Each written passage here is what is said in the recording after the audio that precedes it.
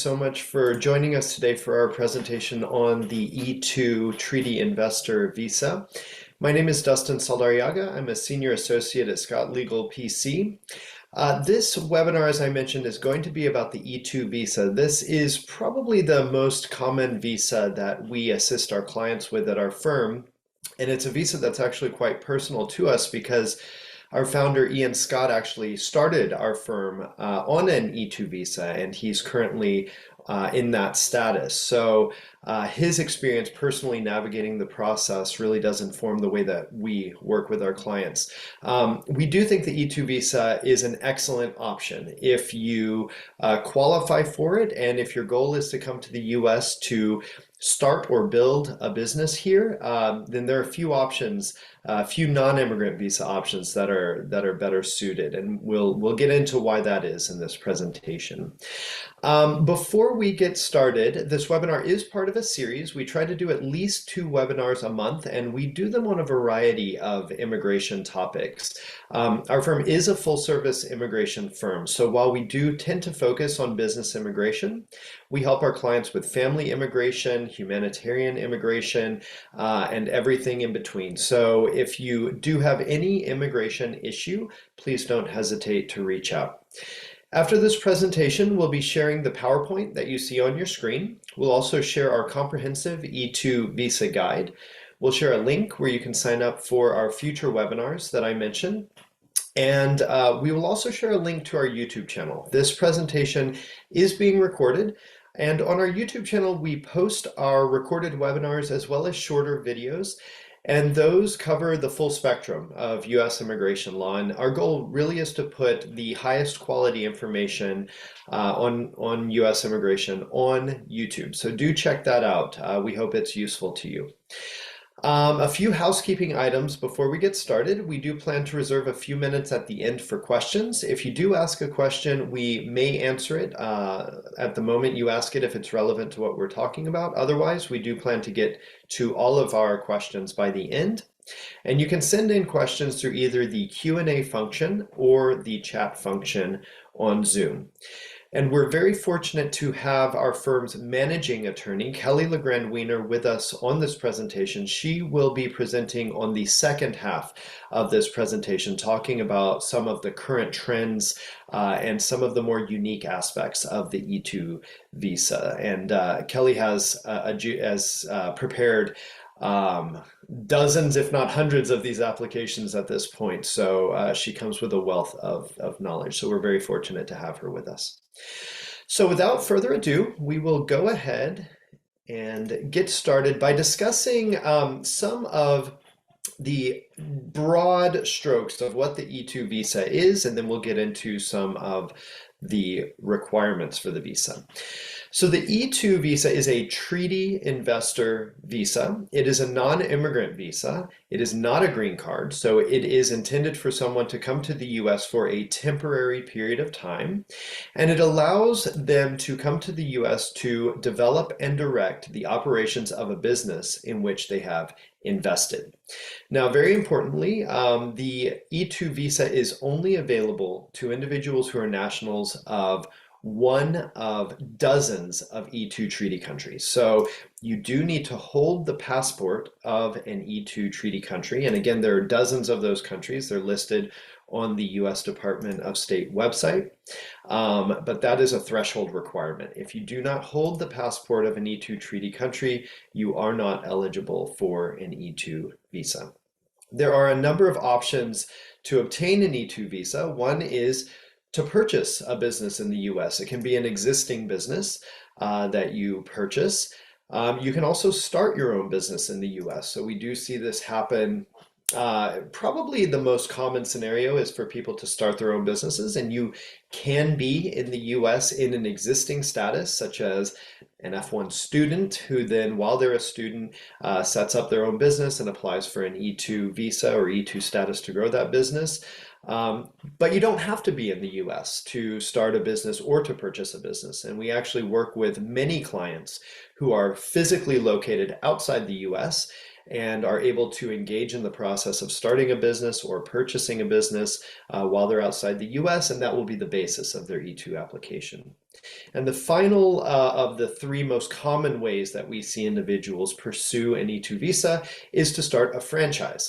And a franchise can be a great pathway to an E-2 visa because oftentimes franchises are more recognizable to consulates, and franchises tend to lay out quite clearly what needs to be invested, what steps need to be taken so that the business ultimately does employ US workers, which is one of the fundamental requirements that we'll talk about in the next slide.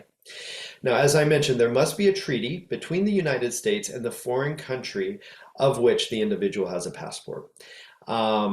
We'll talk more about that. You do only need a passport. You don't actually need to have resided in the treaty country. So if you have citizenship in an E-2 treaty country through, for example, a parent, as long as you hold that passport, you do qualify for an E-2 visa based on the nationality requirement. So you would satisfy that nationality requirement. And an E-2 visa is valid for anywhere between 3 months and 5 years. And this really does depend on what's called reciprocity. The way a treaty visa works, and specifically an E-2 visa, is that there needs to be a treaty between the United States and the treaty country. So as an example, Israel. There is an E-2 treaty between the US and Israel, and essentially what that's going to lay out is the parameters, including the amount of time that someone can get the visa for. And reciprocity means if Israel gives a US citizen a certain period of time for a US citizen to build a business in Israel, the United States is going to give an Israeli citizen a similar amount of time. So like I said, the spectrum is 3 months to 5 years. You can find the specific length of time on the US Department of State website. If you Google US DOS reciprocity and follow the links, you'll be able to see what the reciprocity period is for your country of nationality. So we'll get into a little more detail on the next slide in terms of the specific E-2 requirements. And so I've touched on a few of these. So here on your screen, we've broken down the 7 key E-2 requirements. The first I've already described. You must be a national of a treaty country. It does not matter where you were born. What matters is that you hold a passport from a treaty country. Now, I'll briefly say, if you don't currently have a passport from an E-2 treaty country, it is possible to acquire citizenship, usually through investment, and to apply based on that citizenship. So what we do see is, for example, although there are dozens of E-2 treaty countries, certain very populous countries are not E-2 treaty countries, such as China, India, Brazil, South Africa. These are not E-2 treaty countries. So we do have clients who will apply for citizenship through investment. So to take an example, a national of India who will acquire citizenship in Grenada, which is a country in the Caribbean, has a very accommodating citizenship policy that if you make an investment in the country of Grenada, they will grant you citizenship and you'll have a passport. Once you acquire that passport, in the past, you could immediately apply for an E-2 visa. Now there's a requirement that you must physically reside in the country where you acquired that citizenship for at least 3 years. So you would need to live in Grenada for 3 years before applying based on that Grenada citizenship. So obviously that is a significant hurdle, but it is a pathway that's open to nationals of China, India, Brazil, South Africa, other countries that are not E-2 treaty countries, if they do want to pursue an E-2 visa. Second requirement, you must make an investment. This requirement raises probably the most common question we receive about the E-2 visa, which is how much do I need to invest? There is no specific dollar value that you must invest to qualify for an E-2 visa. This is in contrast to certain green card options, such as the EB-5, where there is a clear dollar amount. If you invest $800,000, you qualify based on the investment. That is not the case for an E-2 visa. For an E-2 visa, the government wants to see that you've invested enough money to essentially make the company viable, to show that you have purchased everything the company needs to become operational, and to show that you are committed to the business. So this does depend on the type of business. Certain businesses, such as ours, a law firm, have a quite low required investment amount. It doesn't cost a lot to start a law firm or a consulting firm. And the government will want to see that you really have spent everything that's required for that business. If you have a business such as, say, a manufacturing business, in contrast, the government will want to see that you've invested more into the business. Now, there is something called what the government calls a proportionality test, which basically says if your business requires less funding to get started, the government will want to see that you've spent 100% of that amount. If the business is significantly more expensive to get started, and when I say significantly more expensive, I'm talking in the several $1,000,000. If the business requires, say, $10 million, the government might not expect to see that you spent all 100% of that $10 million figure. So they have a sliding scale where they might accept, say, 70% of that investment amount rather than 100%. The term the government uses is that the investment must be substantial, and we'll talk about that on the next slide. Now, importantly, funds that are invested in the business must be at risk. And what that means is the government wants to see that you have actually spent your investment amount on the business. It is not sufficient to transfer funds into a business bank account and simply provide that bank statement showing that you've committed, say, $100,000 to the business. The government will want to see not only that you've transferred that amount to the business bank account, but then you have actually spent that money on a lease, an office lease, on inventory, on equipment, on employees, if your business is at that stage. You see several other examples on the screen: office supplies, marketing, business entity setup, etc. These are all good E-2 expenditures, and the government will want to see that you've actually spent money on these things.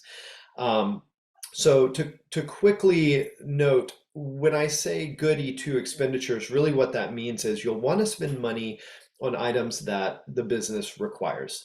So the government will want to see, and what we do in our applications is we actually prepare a spreadsheet that lists each category of expenditures: inventory, equipment, employee payments, and really shows that for every category that the business requires to be operational, you've purchased the items that are necessary, so that there really is nothing else that's required for the business to be operational. We'll talk about how that's related to another requirement in a moment.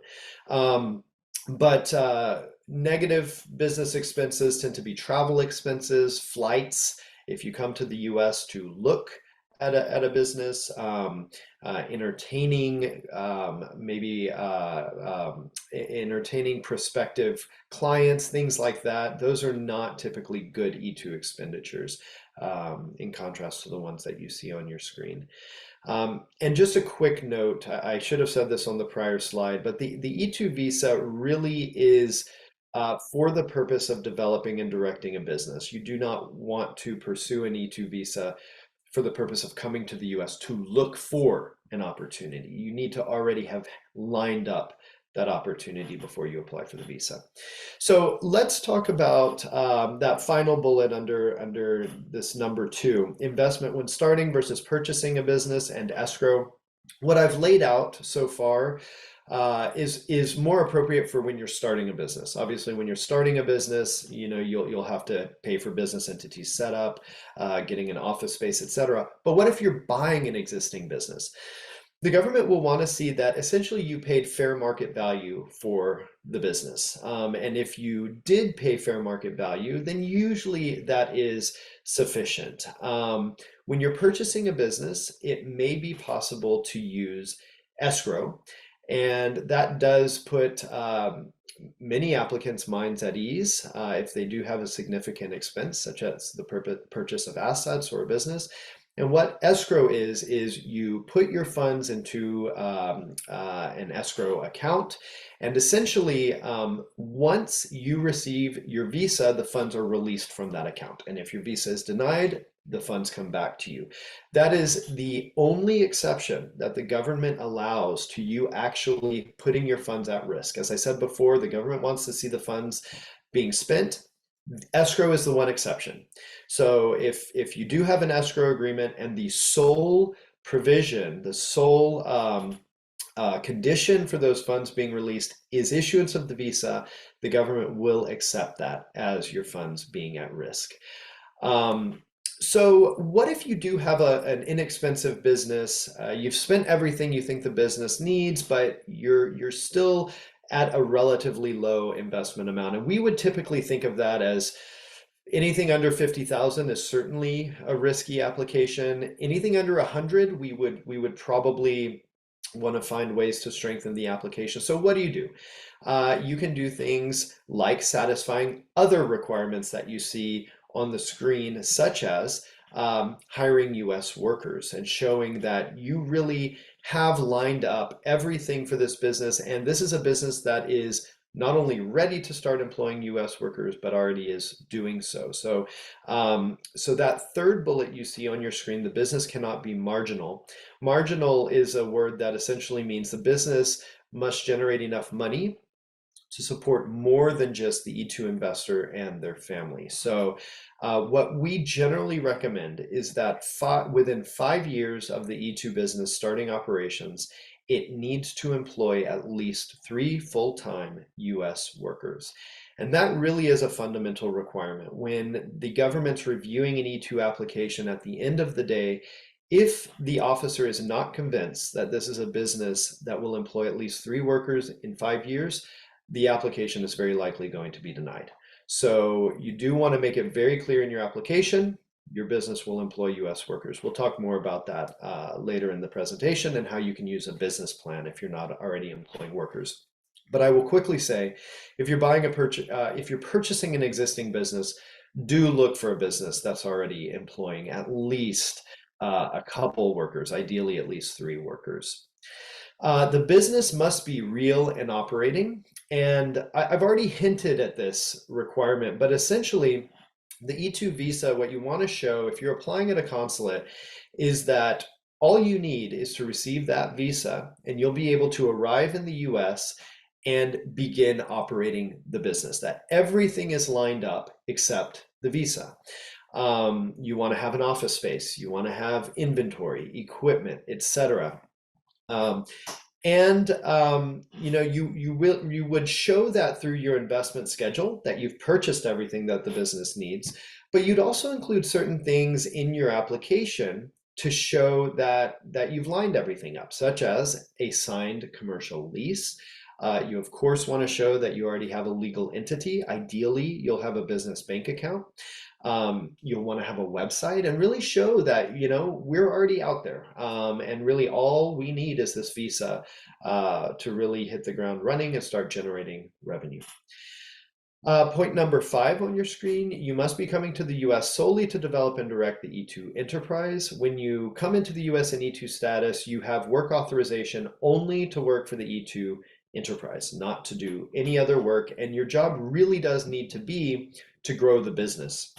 If you're applying through USCIS, there is an additional aspect to this, which is you really should not be the sole person providing services to clients. So if you're starting an accounting firm, you need to be the one growing the accounting firm, managing the accounting firm, not acting as the company's sole accountant. You need to hire someone to do that. And again, that's especially important for USCIS application, less important at consulates. Number 6 is a threshold requirement. You need to own, as the E-2 treaty investor, at least 50% of the E-2 company. If your ownership share is 49%, you do not qualify. So you need to own at least 50% and you need to maintain that amount. So if you're in the US in E-2 status and you sell some equity, it drops below 50%, you immediately become ineligible. That is a key critical threshold requirement. Now, 50%. So if you have a co-investor who also owns 50%, you can have two E2 treaty investors. But of course, because of the 50% requirement, each has to own 50%. If you're the only E2 treaty investor and you have a co-owner who's not an E2 treaty investor, they really can be a US citizen, green card holder, a foreign national. As long as you own 50%, that's all that's required there. And finally, you must have the intent to return to your home country upon the expiration of the E-2 visa. As I said before, this is not a green card. This is a non-immigrant visa. Usually you can satisfy this requirement by simply signing a statement that's included in the application saying that at the end of your status, you will return home. We can go to the next slide. I'll just quickly say, as we're transitioning to the next slide, that the E-2 visa, you can use your business as a basis for a green card. So, if you invest a substantial amount that qualifies for, say, an EB-5, you could start planning for a green card. But what's important to know is that an E-2 does not directly lead to a green card. You need to independently qualify for the green card. How much investment is enough? I've already talked a good amount about this, so I think we can go fairly quickly. No minimum dollar amount. It really does depend on the type of business.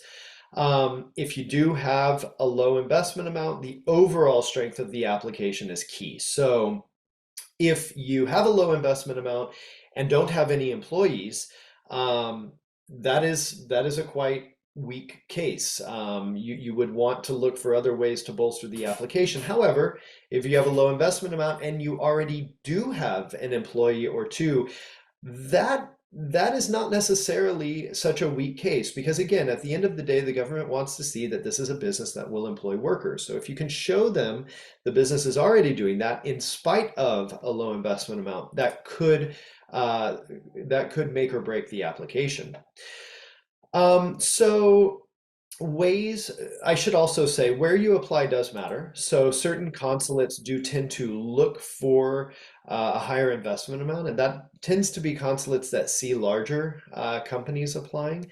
Our firm, we file around the world at consulates around the world. So one of the key values that we bring to the table is helping our clients figure out where they can apply, and then strategizing over where the best place to apply is. And also, of course, the examiner. Some examiners are better trained than others. Some examiners, for whatever reason, want to see a higher amount, and that can also make or break your odds of getting the visa. If you are denied at a consulate, you do have the opportunity to apply again, and usually consulates will try to assign the application to a different officer. But just know, officers do have complete discretion in these applications. So you really do want to present a thorough, clear application so that even if an officer is reluctant at the start, they do see how you qualify, and you want to make it hard for them to deny, even if they're a relatively hard officer. I already talked about the proportionality test and the difference between buying a business versus starting one. Franchises are a good option for E-2 visas, and oftentimes franchises will lay out the exact amount that needs to be invested in the franchise. So you do want to show that you've put those funds into the business, including the franchise fee. And I already touched on good and bad E-2 visa expenditures. Good expenditures, just what the business needs. You want to be able to show that you really are buying everything that the business needs to be operational. Do I have to hire employees? As I mentioned before, the marginality requirement states that you do need to hire employees, but that needs to happen within about 5 years of starting the business. So when you apply for an E-2 visa, once you're granted the visa, the government typically will not audit the business. They're not going to show up, in week 2 and see if you're hitting your hiring targets as laid out in your business plan or your application.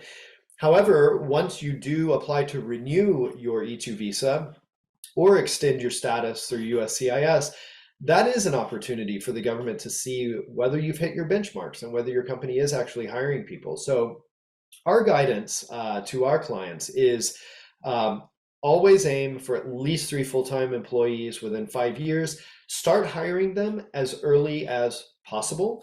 And again, employment is fundamental to the E-2 visa. So if you can show that you're hiring early, that makes for a strong application versus not showing that. So the answer is yes, you do need to hire US workers. However, you don't have to have workers before you apply for the visa. And we'll talk about the business plan in a later slide. Um, in your application, you need to show that the company has the present or future capacity to generate enough income to provide more than a minimal living for the E-2 treaty investor and their family. Now let's talk a little bit about employees versus independent contractors. When I say that the business needs at least 3 full-time equivalent US workers, ideally, those will be W-2 employees. So in the US, you can have employees, and employees really, W-2 is just the tax form. These are individuals that the business essentially controls. You can control the conditions of work, when they need to show up in the office, their job duties. This is in contrast to independent contractors. Independent contractors are people who essentially have their own business, and you are bringing them in to perform work for your company. But you don't really control the terms of their work. You essentially tell them, I need this done, and as long as it gets done, yeah, that's fine. Now, 1099 is the tax form. So there is a spectrum. Ideally, the government wants to see W-2 employees. However, independent contractors are persuasive. So especially if your business is in an industry that tends to use independent contractors rather than employees, that can be fine. So for example, in agriculture, it's common to have 1099 workers rather than employees, again, depending on the terms of the engagement.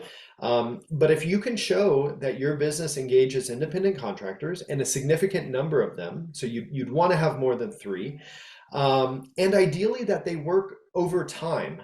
That you don't have a lot of turnover, that your company really is building an income generator for US workers, that can be okay. But again, because independent contractors tend to be a little bit weaker, you'd want to have more of them, and you'd want to really show that your company does engage them continuously over time. W-2 employees can be part-time. So when I say full-time equivalent, that means if you have 2 part-time, that can add up to a full-time worker. That's fine.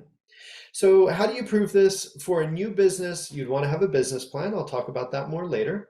If you have an existing business, if you're buying an existing business, you would want to include those tax records, the W-2 forms, the 1099 forms that prove that you have engaged US workers at your business. You'd also want to include pay stubs as proof that you employ workers.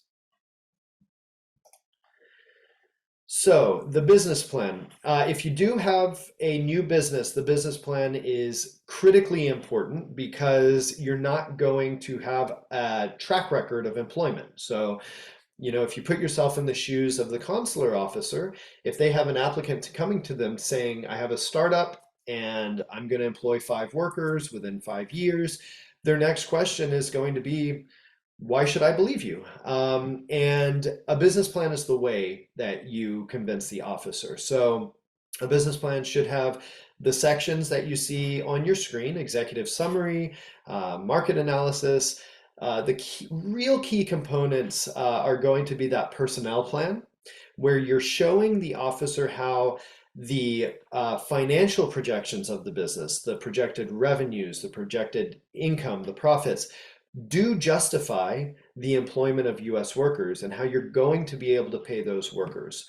And of course, those financial projections have to be supported by solid assumptions about how many clients you're going to have, how you're going to get those clients through marketing, how you're going to maintain those clients. So the business plan, really should be robust, really should be comprehensive, so that the officer feels confident that this is a business that, this applicant really has thought through how they're going to employ US workers.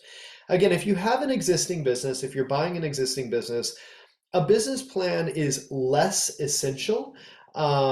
It would be essential if the business you're buying has not employed U.S. workers. And again, if you're buying a business, try to find one that already employs U.S. workers, because if it doesn't, you have a hurdle to overcome. You're going to need to explain in your application what you're going to do differently so that this track record of not employing workers is going to change. And that can be a hurdle that's hard to overcome, um, and would require a business plan. However, if you're buying a business that has consistently employed, say, 5 workers over the last decade, and you have the tax records, and you can show the officer that through tax records that the business has employed workers, a business plan is less essential, though can still add something, because a business plan can still show what you as an investor, as the new owner, are going to do with the business moving forward to maintain those workers, those employment figures, and to grow the business. And finally, do I need to hire a professional?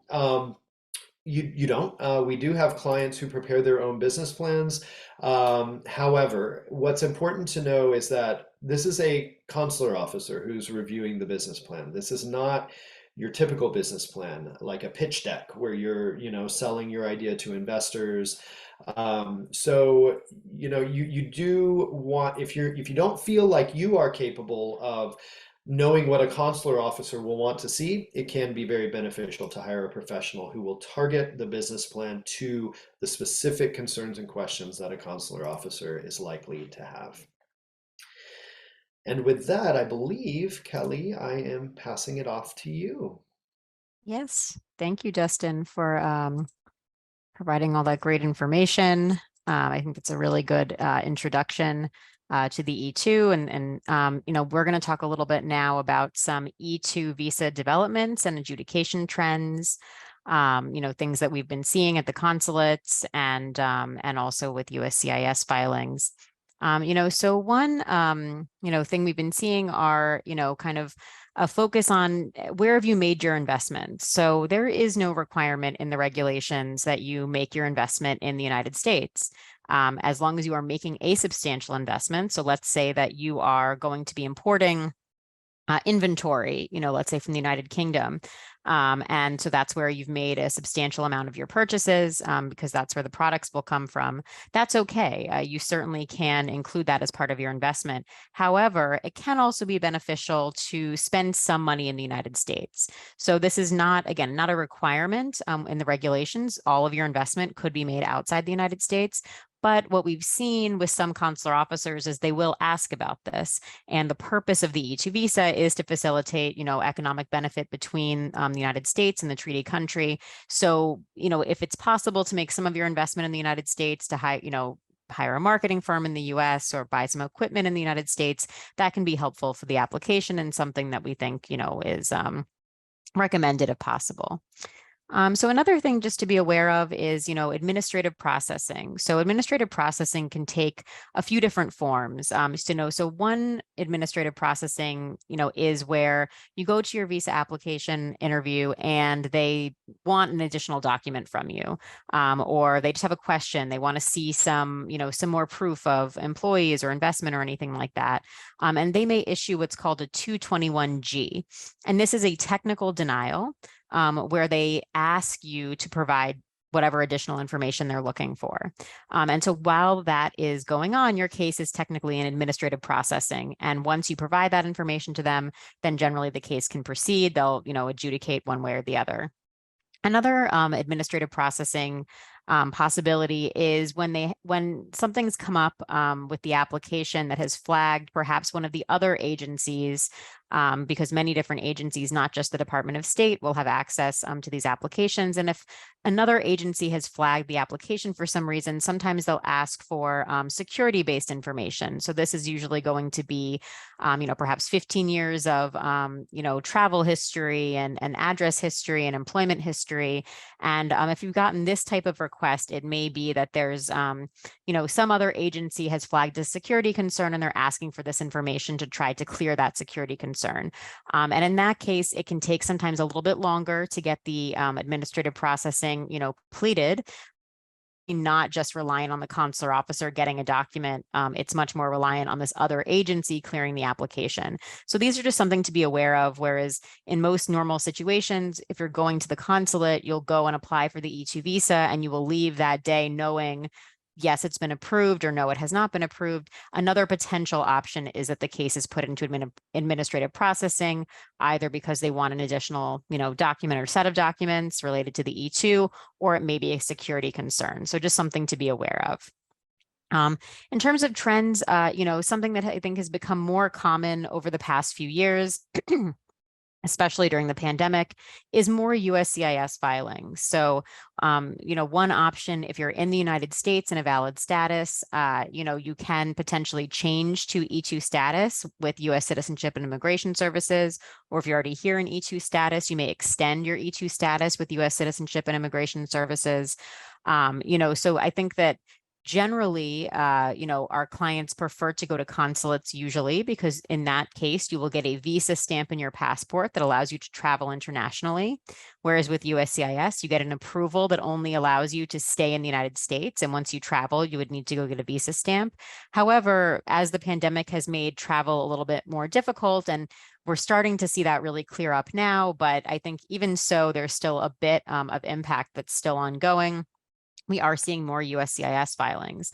So something to note about USCIS filings, let's say you were already got your E-2 at a consulate, but then you were doing an extension because you didn't want to leave the country or you couldn't get a visa appointment in time.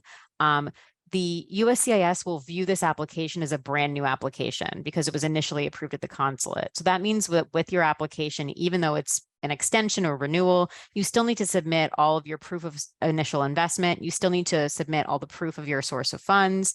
And if you don't submit these things, it's very likely you'll get a request for evidence and they will ask for those things.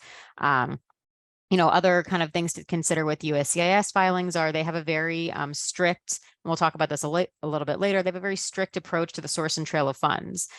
So whereas in many consulates, they'll take a more holistic approach. So let's say that you say that your investment is from savings from employment and you have a few years of tax returns, and then you have a bank statement showing a transfer to the United States to the business bank account. That may be sufficient at many consulates. Whereas with USCIS, they're really going to want to dig into that a little bit more. They'd want to see, where the payroll is coming into, which bank account. They'd want to see it being maintained in that bank account.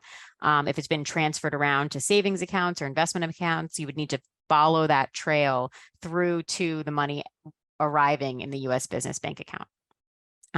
So in terms of the impact of the Biden-Harris administration, there really, I think there really hasn't been one. I think there really wasn't an impact on ease in the last administration either. They've continued to be processed, or approval rates have continued to be very similar. I think the biggest impact was obviously COVID. So then moving into those issues, I think testing and vaccines has become, significantly different, although we still, recommend to our clients, you always want to check, the website of the consulate, where you're applying. And particularly if, let's say, if you're flying to a different country, let's say that you're a Spanish national, but you live in France and that's where you're applying, or you're flying back and forth, you always want to check, do they have any, are there any kind of leftover requirements that you need to meet? What are your entry requirements to get into the country? You always just want to be aware of those things. Again, I think we're seeing this improve significantly, especially even over the past year. But just something to keep in mind, to make sure that you don't miss your appointment because you don't have the proper entry document. Consular issues with COVID-19 and the pandemic, I would say that things are significantly improving, have significantly improved at many, many consulates, many high volume posts, for example, Japan, Canada, the United Kingdom, these are really, seeing vast improvements, I'd say. There are some that are much slower to get back on track, so we are still seeing those delays. And I think visa appointment availability generally is still being quite impacted, as, we continue to recover from, the issues caused by COVID, not only in kind of the backlog of visa applications that still need to be, processed, but also just turnover in the number of consular officers that are in each post. Many left during COVID. There's training that's going on. So I think consular issues will take a little bit longer to be sorted out, unfortunately, and it will continue to be very specific post by post. So really important to, speak to your attorney, understand which post you're applying at and how impacted it is. All right, so let's talk about some issues and complex areas that we see come up for E-2 visas. So, I alluded to this in the last slide. So the source and trail of funds, I'd say can be a really big issue for, particularly for USCIS filings, but you also want to, again, know which consulate you're applying at. So for example, the consulate in Buenos Aires, there's very specific tax documents that have to be submitted with any application for any Argentine national. So you want to be, or anyone living in Argentina. So you want to be aware of kind of where you're applying and what kind of approach do they take to the source and trail of funds, because it may be the case that a source of funds that would be very acceptable at a consulate, in terms of showing a legitimate source and it's, preponderance of the evidence standard, although that standard is consistent, across anywhere you're applying, consulates and USCIS just apply it very differently. And so, if you have an extremely complex source of funds or the trail of the money, went back and forth to a lot of different places, it's hard to track. A filing with USCIS is going to be significantly more difficult than at some other consulates. Another thing to consider is that although loans are permitted for E-2 as a source of funds, the loans cannot be secured by the assets of the E-2 company. So if there is any security for the loan, you always need to make sure that it's not being secured by the assets of the E-2 company. For this reason, when you're purchasing a business, if there's any type of seller financing, that can be problematic because that's generally going, seller financing is going to be dependent on the assets of the E-2 company generally. So, just something to keep in mind when you're structuring, your investment. Gifts are permitted, for the E-2 visa. However, a gift letter alone will not be sufficient, to meet the standard of showing it comes from a legitimate source. You need to provide what is the source of the money that where did the gift come from? So if your mother is giving you a gift of $50,000, where did your mother get that money? If it was from her personal savings from employment, you could show her tax returns. If it was from, let's say she inherited some money, you could show the document, the will, showing that she had gotten that money, and then, her bank statement showing that money arriving in her account. So, a gift or a loan, both are possible. But again, for a gift, it doesn't mean that you can just provide a gift letter. You still have to go back and discuss what is the source of this money. So another thing that I think comes up, for a lot of our clients are, what if I have a really small investment amount? I have a service-based business. I don't want to spend a lot of money. It's already been so difficult to spend, $40,000 or $50,000. So in that case, and I think Dustin had described this a little bit earlier, you really want to, bolster every other part of the application, perhaps hire an employee, make sure you have a lot of client contracts lined up or lucrative contracts, do extra things to show them I really have invested everything to make this business successful, and just go in knowing, I may be in a position where they're asking me to invest more before I can get the visa. So people also sometimes want to do E-2 visas for two investors. This is possible, but it needs to be a 50-50 split. If it's not a 50-50 split, then it will not work for two investors. So that is, that is what it has to be. Another thing, substantive changes to the business after filing. So it is not the case that you can get an E-2 visa for, let's say, a restaurant and then decide I'm closing my restaurant and I'm starting up a consulting firm that has nothing to do with restaurants. So substantive changes like that do need to be approved before you can start working at the new business line. So a few things you can do. So one is if you already know when you're applying that you want to do multiple different types of businesses, you can incorporate that into your business plan, so that, you may be asked though, have you invested a substantial amount to start up these different business lines? So that's something just to keep in mind depending on what type of businesses you want to do. However, sometimes we have clients, for example, that want to offer IT, software services, but they're also developing a mobile app that's going to take a really long time.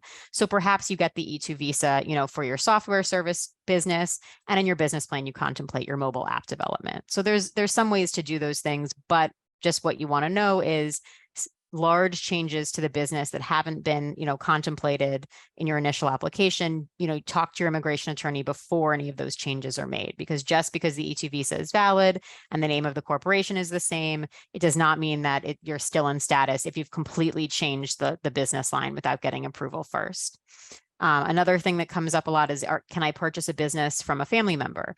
Yes, you can. However, it will be a little bit riskier. It's something where they will likely, want to see an objective valuation of the business. The amount that you're purchasing the business for should make sense. So, if the business, has assets and, value of, millions of dollars, and you're paying $25,000 for a 50% share, that's not going to make sense to the officer. So there does need to be a cohesive narrative. It needs to make sense. And you would want to have that, third-party valuation just to support that the amount you paid is the fair market value for the business. Let's talk about, E-2 denials. So one is low investment amount. I think we've talked about that. Here's, if you have more money to invest, always something you can, you can do. You can also get a CPA who's familiar with your industry to look at your business plan and your investment schedule and write a letter opining that it is actually a legitimate, or a substantial investment for this type of business. Another reason for denial, sometimes the nature of the business is riskier. So for example, any case with real estate, particularly if you're going to engage in any type of house flipping, oftentimes officers will view that, more closely. They're very concerned that somebody has just purchased a house, which they consider to be kind of a passive investment and is really not having a real and operating business if they're doing real estate. Similarly, other, risky areas, a consulting business, there's a concern. Are you going to come in and be a solo consultant? So you would want to, perhaps hire an employee ahead of time, get contracts in place, so if there's kind of a riskier type of business you're engaging in, that can also, be a reason for denial. Another common reason is the filing location, the venue. It is important to discuss this with your attorney, because posts really take different approaches. And over the years, consular officers switch between posts and those attitudes change. So it is something where you do want to discuss, at the moment you are applying, what is the current status at this post? How is post handling e-visa applications? Because it does change over time. So these next two are kind of related. So have you had a business in your home country for many years that never hired employees? And then will your business create jobs for US workers? So this really goes to the marginality requirement. Will your business be marginal? Will it support more than just the E-2 investor and their family? Will it make a substantial economic impact over time? If you have a business plan that says, I'm going to hire 3 employees in 5 years, but you've run a similar company in your home country for many years and never hired employees, they may not be as willing to rely on the business plan. In that case, you may want to consider hiring an employee before you file to help alleviate that concern the officer may have. Other things that can come up sometimes, adjudicating officers are human beings. Some of them have, especially now, kind of different levels of training or being given different information about what, constitutes, an approvable E-2 case. If you do have an issue with your officer, we always try to, they do have complete discretion over whether to grant the visa or not. We always recommend that you be as polite as possible and try to ask them what they were unhappy with. That way, if it is just legally incorrect, there's, an ability to try to, work with the post, to get some training going on. Or, you can always try to reapply, and most posts will try to give you a different officer.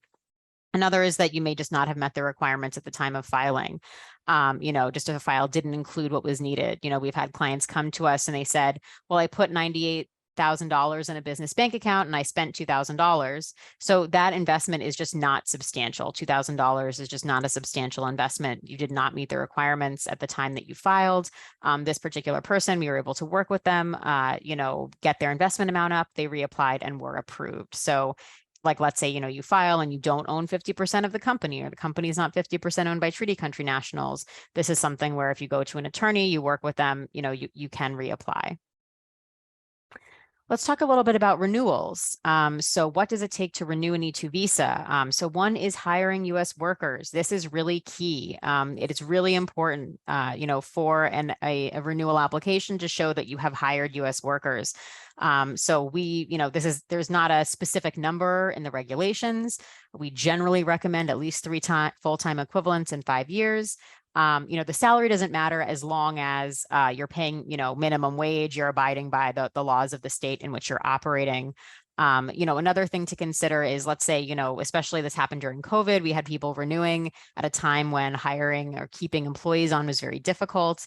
What you want to show is that you have hired over the years. So let's say at the time you renew, you only have one full-time employee, but over the past 5 years, you've hired, 10 employees, and due to employee attrition or different, reasons, employees have cycled through.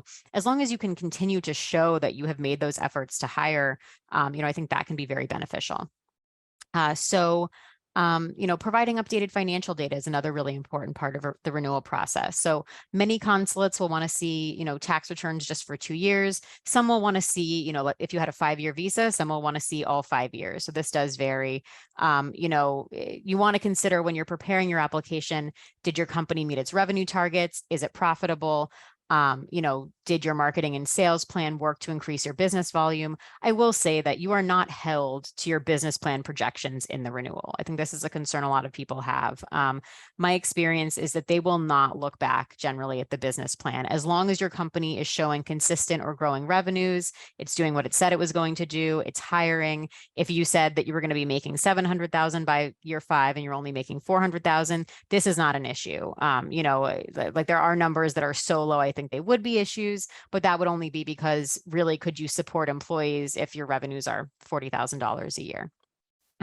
So another, in terms of the updated financial information to provide, you'll need to provide payroll. So proof of W-2s, proof of 1099s, as Dustin mentioned, 1099s can definitely be persuasive, particularly if you're in an industry where you're subcontracting a lot. And let's say you've paid, hundreds of thousands of dollars to 1099s to different subcontractors. That can be very persuasive evidence, that your company is really making an economic impact and paying more than just the investor and their family.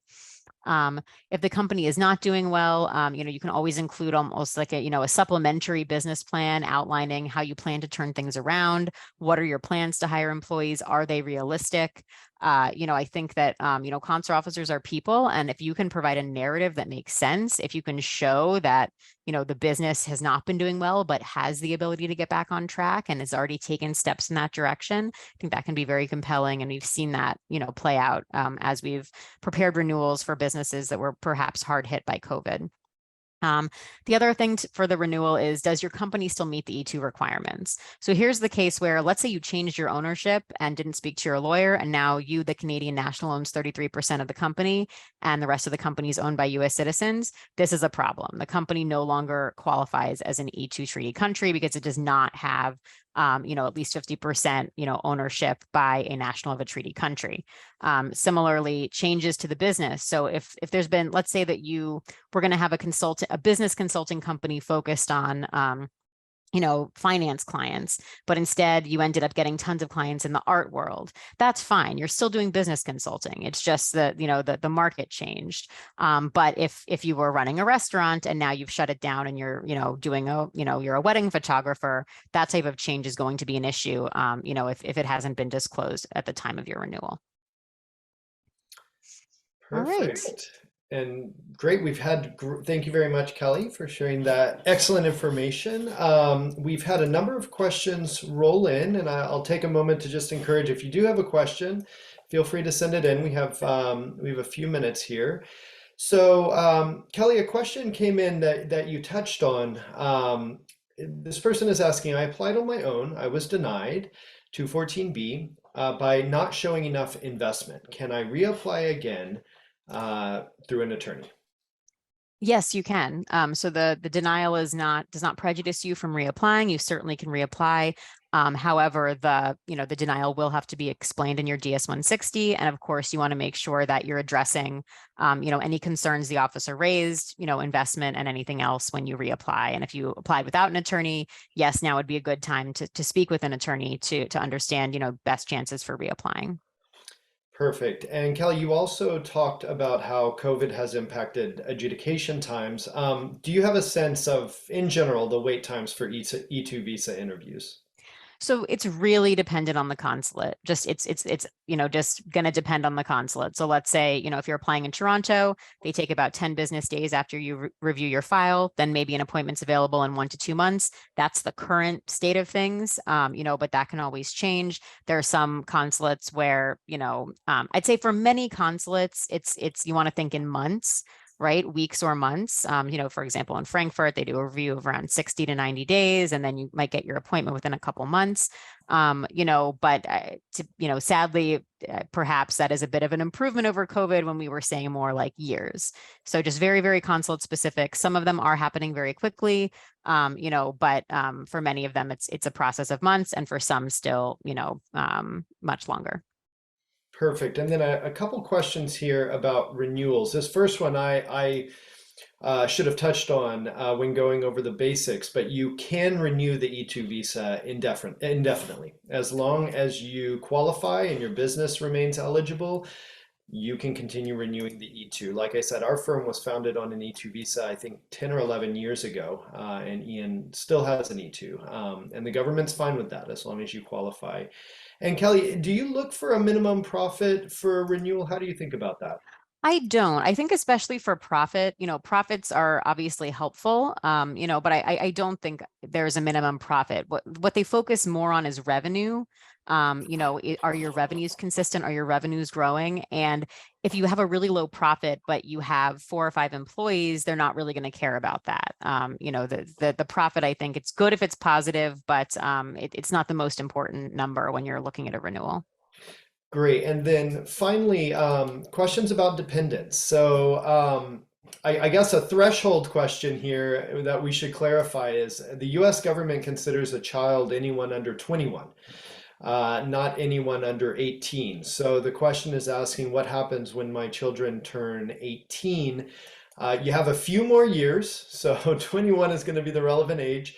But what we see a lot is you're absolutely right. The person asking the question, when your child turns 21, they become ineligible as your E-2 dependent. So you do need to plan for an alternative visa status if they plan to stay in the US. Just to take one example, we do see people consider student visas. So 21 years old, they might be in college. It might be a good time to move them from an E-2 dependent visa to an F1 student visa so they can continue their studies. But it would be situation dependent. I mean, if your child is a national of the treaty country and is an essential person for your company, maybe you want to get them an E-2 employee visa. Or if they're a co-owner, maybe they need to have an E-2 investor visa. But it really is specific to their circumstances.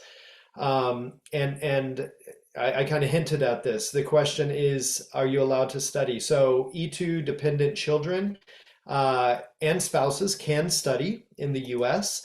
However, only E-2 dependent spouses can work in the US. E-2 dependent children cannot work in the US.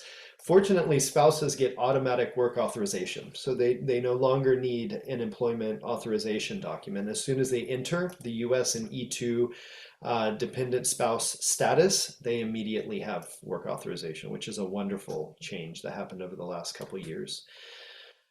So let's see, I haven't been following the additional questions. Kelly, do you have, let's see. Yeah, I think we'll go through these relatively quickly, I think, for to make sure we end on time. But, if you have any questions about cost or our law firm's cost, please reach out to us. We're happy to provide our engagement letters.